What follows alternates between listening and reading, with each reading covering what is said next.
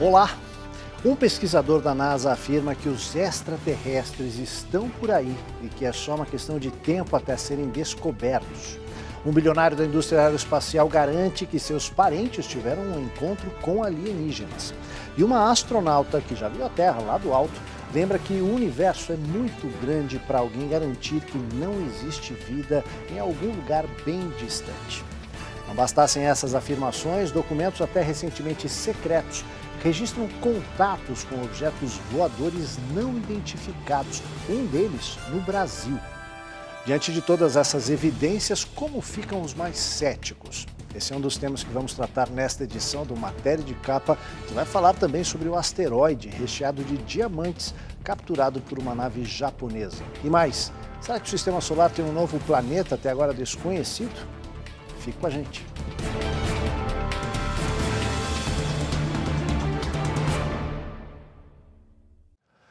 Para um ex-pesquisador da NASA e atual professor de física na Universidade de Albany, no estado de Nova York, não há dúvida. Os alienígenas estão por aí e é só uma questão de tempo até serem encontrados.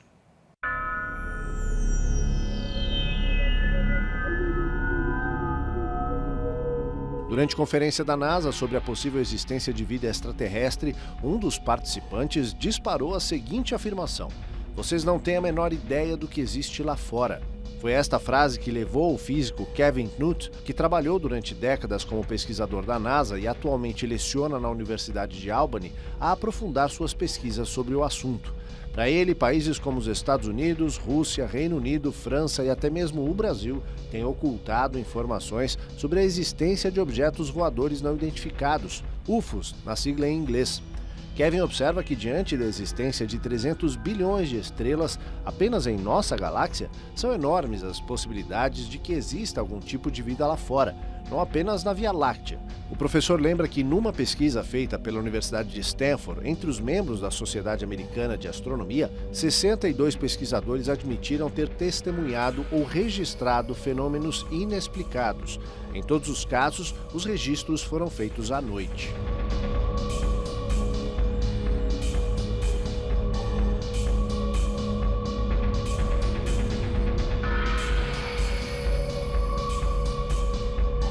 Essa questão ela é muito moldada não só pela ciência, pelos dados que a gente tem, mas pelas expectativas, né? E pelo que se cria em torno desse tema. Muito se fala e existe um intercâmbio muito grande entre cultura e ciência em que essas ideias se intercambiam.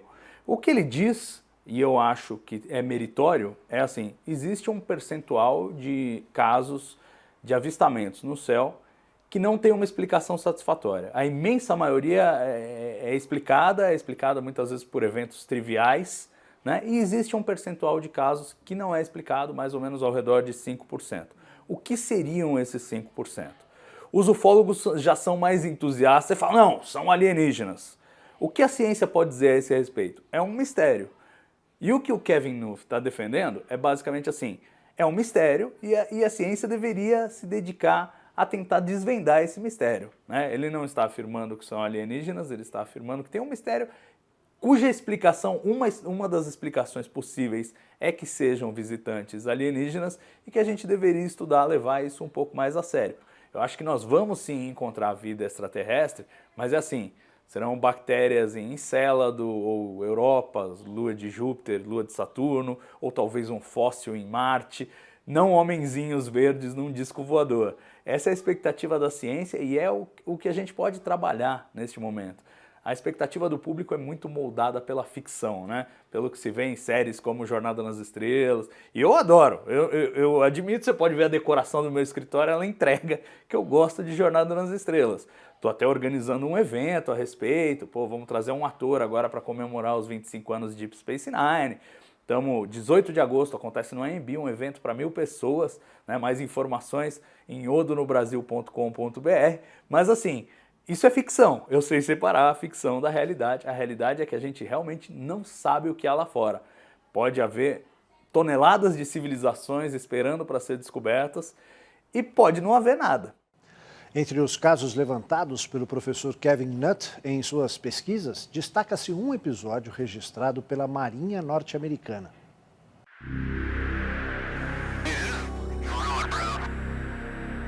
Segundo o relato, um caça Super Hornet da Marinha dos Estados Unidos voava a cerca de 160 quilômetros de San Diego, no litoral do Pacífico, quando o piloto recebeu um chamado da tripulação do cruzador Princeton, que navegava na área. De acordo com os tripulantes do navio, eles vinham monitorando um objeto voador não identificado há 2 semanas. Era uma espécie de nave em formato oval que pairava sobre o navio, mas a grande altitude. Em poucos minutos, o piloto do Hornet, um avião semelhante a esse, localizou a nave, mas assim que tentou se aproximar, ela acelerou numa velocidade nunca vista. Segundo os tripulantes do avião, o aparelho não tinha asas e nada parecido com turbinas, apenas um formato ovalado. Esse vídeo foi liberado pelo Pentágono, o Departamento de Defesa dos Estados Unidos, em 2004, poucos meses após o encontro. Um dos pilotos do caça chegou a dizer que o objeto não era deste mundo.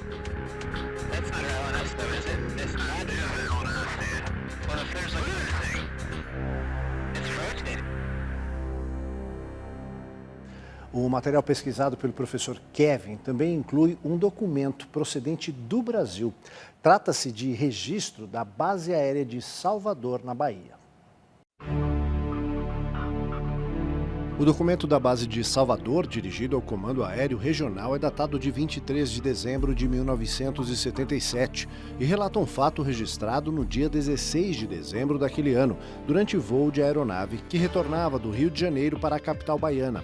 Os tripulantes do avião foram informados pelo controle de voo do aeroporto de Vitória sobre a presença de um objeto voador não identificado a cerca de 20 mil pés de altitude, cerca de 7 mil metros. Ainda segundo o relato, tratava-se de uma nave maior, rodeada de outras menores que faziam evoluções, enquanto a maior permanecia parada. Os tripulantes disseram que só conseguiram ver uma enorme bola, da cor das estrelas, e que a presença de muitas nuvens impediu melhor visibilidade. O documento leva a um carimbo de confidencial.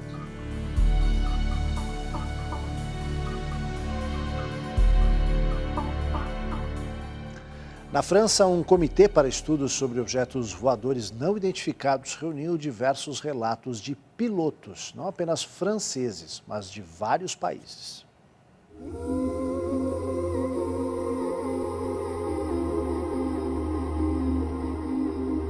Conhecido como Associação Cometa, o grupo reuniu especialistas do Centro Nacional de Estudos Espaciais da França, CNES, na sigla em francês, e do Instituto de Altos Estudos de Defesa Nacional. O estudo, divulgado em 1999, inclui depoimentos de pilotos franceses de caças Mirage, datado de 1977, além de comandantes de voos comerciais da Air France, registrados em 1976 e em 1994. Aponta ainda registros feitos em Teherã, no Irã, Bariloche, na Argentina e na Rússia, esse último testemunhado por várias pessoas. O documento menciona ainda inúmeros outros fenômenos em território francês, o que levou os pesquisadores a acreditarem que o tema dos UFOs deve ser encarado sem preconceitos.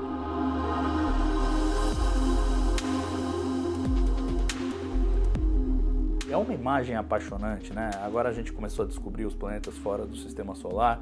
Eu, desde menino, na verdade, costumo olhar para o céu, olhar para uma estrela e falar, pô, será que tem um planeta ali? Será que tem um cara olhando para mim aqui enquanto eu estou olhando para ele lá? E é um pensamento divertido. E é essa grande interrogação que o universo apresenta a nós que nos motiva a buscar essas respostas. Mas assim, eu acho importante que a gente resista à tentação de, na falta de ter as respostas, que a gente as invente, né? Existe muito de preencher lacunas, é assim que a forma de pensar humana funciona mesmo. Se você não tem uma informação, você preenche com aquilo que você acha que é. E assim você cria uma visão de mundo que é mais ampla.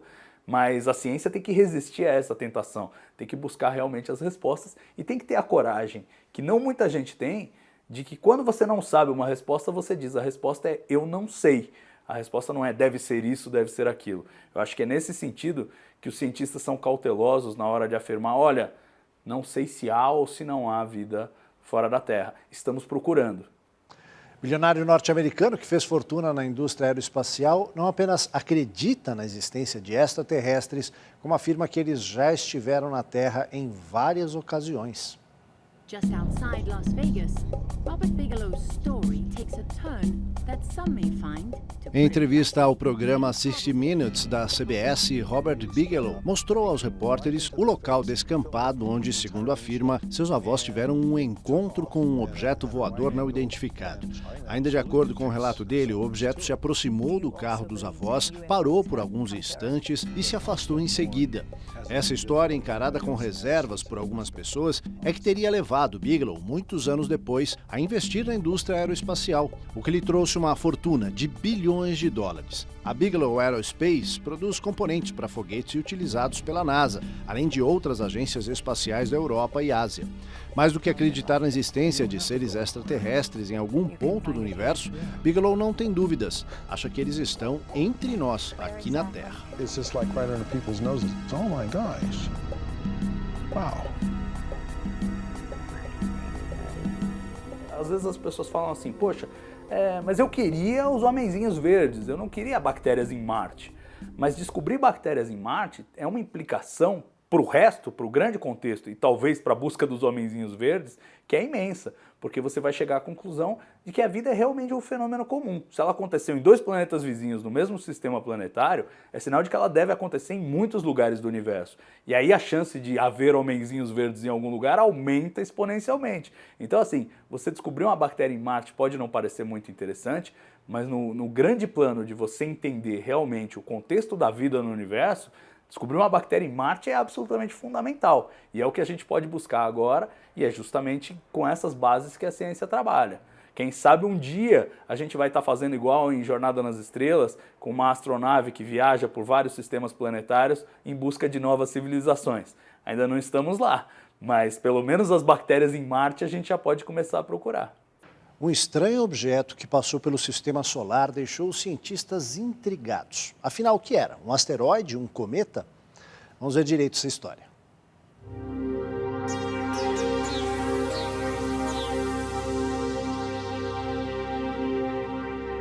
Na primeira vez em que foi detectado, o objeto não apresentava cauda, a mistura de poeira e gelo que define os cometas. Os cientistas então acreditaram que se tratava de um asteroide. Mas acontece que o tipo de voo era diferente e, depois de várias análises, os pesquisadores do Museu de História Natural de Londres, liderados pelos professores Sarah Russell e Marco Micheli, concluíram que se tratava mesmo de um cometa. De acordo com a teoria mais aceita entre os cientistas, a aceleração dos cometas ocorre por conta do efeito do calor do Sol sobre a superfície gelada. Os cometas são constituídos de rocha e gelo e eles provêm das áreas mais geladas do universo. Para os cientistas, sua composição contém importantes dados sobre sistemas planetários distantes. Como os especialistas do Instituto de Astronomia de Honolulu foram os primeiros a localizá-lo, o cometa foi batizado de Oumuamua, que significa em havaiano o mensageiro que vem de longe e chega primeiro.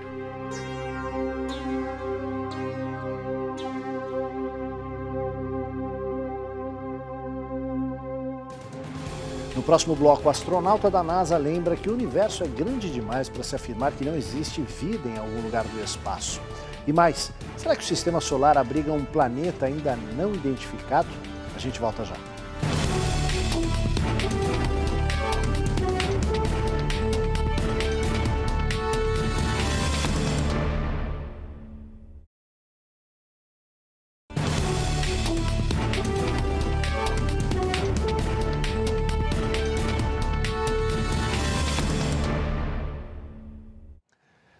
O que os cientistas pensam sobre a possibilidade de existência de vida extraterrestre? Uma astronauta da NASA, que já esteve 2 vezes no espaço, responde às perguntas feitas por um grupo de crianças durante um programa da rádio BBC. O menino pergunta se ela acredita em alienígenas e diz logo que ele acredita.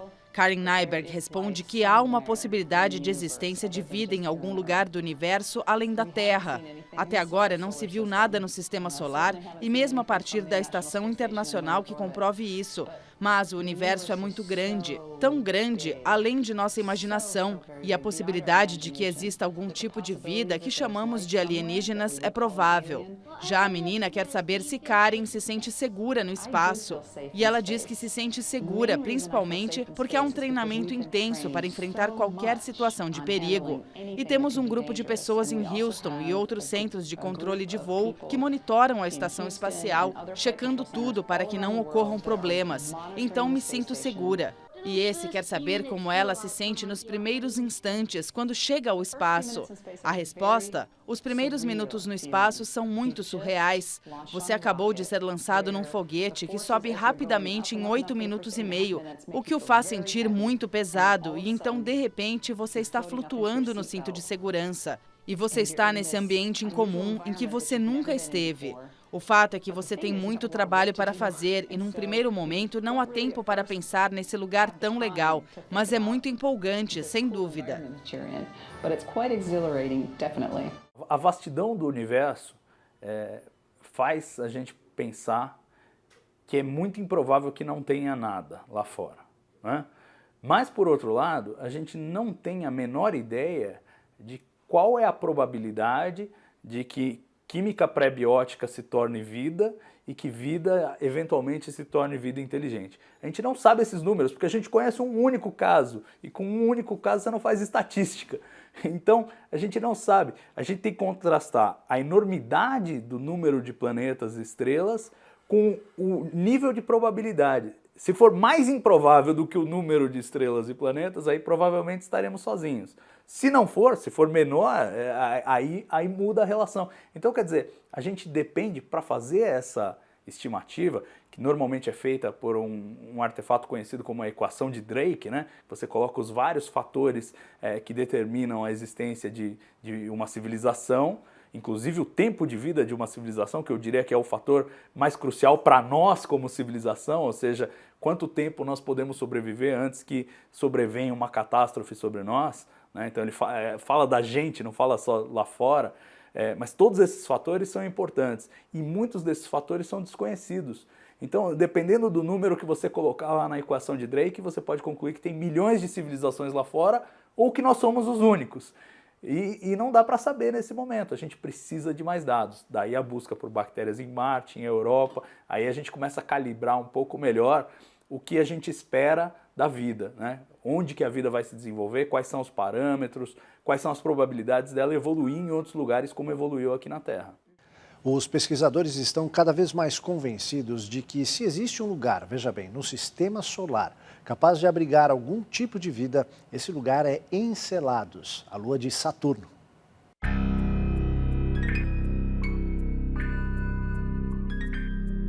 Ao examinar os dados enviados pela sonda Cassini, que fez vários sobrevoos ao redor de Encélados, os cientistas encontraram moléculas de carbono localizadas no oceano congelado desta, que é uma das dezenas de luas de Saturno. Tudo indica que as moléculas se formaram a partir de reações entre a água congelada e as rochas quentes que existem na base do satélite. Para os pesquisadores, esse ambiente oferece condições para a presença de organismos vivos. Como explicam cientistas da NASA, esta é a primeira vez que são detectados complexos orgânicos desse tipo num corpo espacial extraterrestre. E esse material é precursor de qualquer tipo de vida, acrescentam. Como se recorda, para a existência de vida é preciso que haja água, compostos orgânicos contendo carbono, oxigênio, hidrogênio, fósforo e enxofre. Os dois últimos são os únicos não encontrados até agora em Encélados. Saturno tem 62 luas com órbitas confirmadas, além de dezenas de outros corpos celestes que circundam o planeta, mas que não passam de pequenas rochas, alguns girando em torno das próprias luas.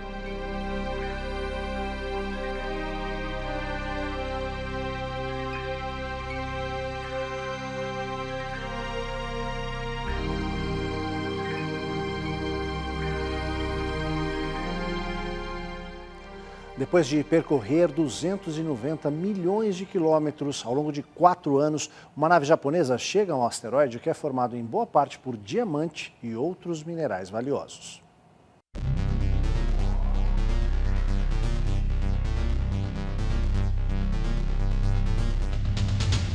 Ao se aproximar a uma distância de apenas poucos quilômetros, teve início a parte mais complexa da missão: disparar uma sonda para colidir com o solo do asteroide com o objetivo de provocar uma rachadura que permite colher melhores amostras. Mais do que o valor dos minerais existentes, o objetivo dos cientistas japoneses é outro: Ao estudar os componentes desta rocha, eles esperam encontrar segredos dos fenômenos moleculares que deram origem à vida na Terra. A nave Hayabusa 2 vai permanecer na superfície do asteroide de apenas 900 metros de largura durante 1 ano e meio. Em dezembro de 2019, ela partirá de volta à Terra, trazendo na bagagem as preciosas amostras.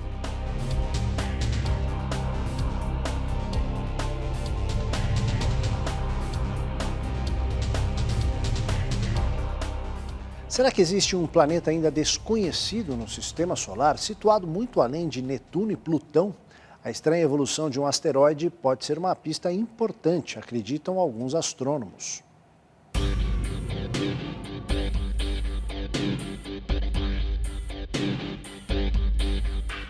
Se é que existe um novo planeta, ainda não foi localizado, mas os cientistas acreditam que a existência de um planeta 10 vezes maior do que a Terra seria a explicação para a órbita mantida pelo asteroide BP-519, que vem sendo observado desde 2015. A trajetória desse asteroide parece demonstrar que ele é atraído por um corpo celeste muito maior, que não permite que ele se afaste de uma área situada no extremo do Sistema Solar. Caso seja confirmada essa teoria, esta seria a primeira descoberta de um novo planeta no Sistema Solar desde Netuno, em 1846, e Plutão, em 1930.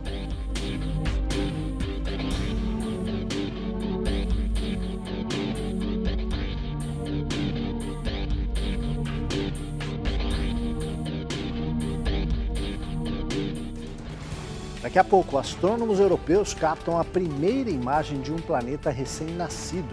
E mais, nave Juno vence cinturão radioativo e revela alguns dos segredos de Júpiter. Não sai daí.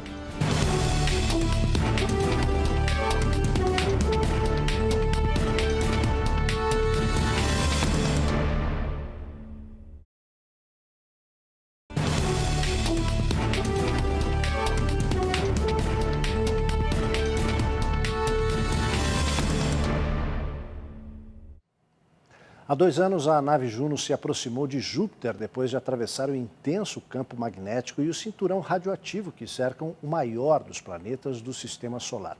Desde então, os dados enviados à Terra revelaram alguns segredos desse gigante. On the 5th of July 2016, Juno successfully arrived at Jupiter and inserted itself into a polar orbit. Foi no dia 5 de julho de 2016 que Juno fez a mais próxima abordagem de Júpiter já realizada até hoje, iniciando uma órbita polar. E ao longo de 2 anos, a nave já enviou milhares de fotos e outros dados recolhidos durante os sobrevoos. Entre outros detalhes, as imagens mostram um planeta bem diferente do que se imaginava até agora. Em suas evoluções, Juno chegou a apenas 4.200 quilômetros de Júpiter, e o ponto mais distante é de 8.100.000 quilômetros. Cada órbita leva 53 dias para ser completada. Para evitar danos ao equipamento, a nave deve penetrar no espaço existente entre a atmosfera mais próxima do planeta e o cinturão radioativo. Isso não ocorreu com a nave Galileu, que invadiu o cinturão e teve vários instrumentos danificados. O principal resultado da missão Juno até agora são os detalhes sem precedentes enviados aos centros de controle da NASA. O que se vê nessas imagens são inúmeros ciclones no polo sul do planeta. O que surpreende os cientistas é que, visto assim de perto, parece até um outro planeta e não aquele que estávamos habituados a ver. Os cientistas acreditavam que Júpiter tinha uma crosta sólida, logo abaixo da cobertura gasosa. Agora, os dados indicam que esta crosta pode não ser tão sólida e há dúvidas até se de fato ela existe. Ainda deve levar algum tempo até que os dados sobre a atmosfera e o campo magnético enviados à Terra sejam combinados e passem por estudos mais aprofundados para esclarecer as inúmeras dúvidas que permanecem sobre esse gigante do Sistema Solar.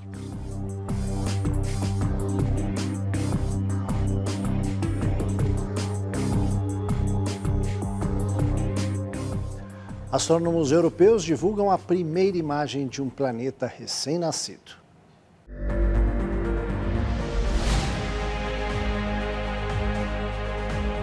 A imagem foi capturada pelo telescópio SFARE do Observatório Europeu do Sul, o ESO, na sigla em inglês. Esse equipamento foi planejado para tirar fotos de exoplanetas, ou seja, aqueles situados fora do nosso sistema solar. Esse telescópio faz parte da estrutura VLT, o chamado Very Large Telescope, instalado na localidade de Cerro Paranal, no deserto do Atacama, no Chile. O novo planeta foi batizado de PDS-70b, nome escolhido porque ele orbitará a estrela PDS-70. A imagem mostra o novo astro navegando no disco de gás e poeira criado pela estrela que vai orbitar.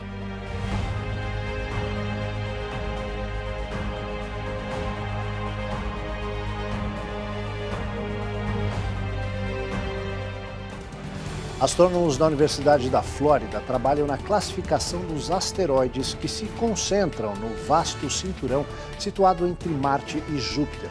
Considerados apenas os de maiores dimensões, eles somam mais de 400 mil, sem contar as inúmeras rochas espaciais de menor tamanho. Por que é importante a classificação? Porque muitos deles se aproximam ou cruzam a órbita da Terra e alguns têm potencial para atingir o nosso planeta. Como observa o estudo publicado pela revista Nature Astronomy, se um deles vier em direção à Terra e for preciso desviá-lo, será necessário conhecer seu tamanho e trajetória.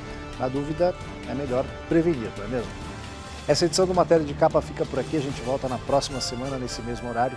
Uma ótima noite a todos e até lá.